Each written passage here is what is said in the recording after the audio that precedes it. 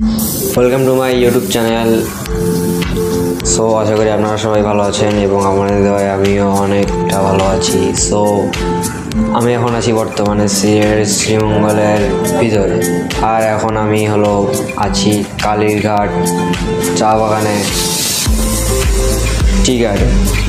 এখানে দেখতেই পাচ্ছেন যে এই বাগানটা ঠিক কতটা সুন্দর এবং এই রাস্তাটা সিলেটের আর শ্রীমঙ্গলের সৌন্দর্য মুখে বলে শেষ করা যাবে না, যেটা সত্যি কথা। এই সৌন্দর্য সবাইকে মুগ্ধ করে দেয়, আমার কাছে যা মুগ্ধ করে দিয়েছে। আমার কাছে মনে হয় বাংলাদেশের সৌন্দর্যপূর্ণ স্থানগুলোর মধ্যে সিলেট এবং শ্রীমঙ্গল অন্যতম। কাল সারা রাত জার্নি করে এসেছি, রাতে কোনো ঘুম হয়নি। সকাল 7টায় পৌঁছেছি শ্রীমঙ্গলে এবং আমার এক বড় ভাই আমাকে ড্রপ করেছে তার বাইক দিয়ে। এখন বর্তমানে আমি এবং আমার বড় ভাই আছি। আমার সাথে আছে একটি ডিসকভার 100, যেটি হলো মাইলেজ কিং। বাইকটা দেখতে খারাপ না, বাইকের লুক এবং সব কিছু ঠিক আছে। আপনারা দেখেন চারিপাশে কতটা সুন্দর এবং এর সৌন্দর্য মুখে বলে ব্যাখ্যা করা যাবে না।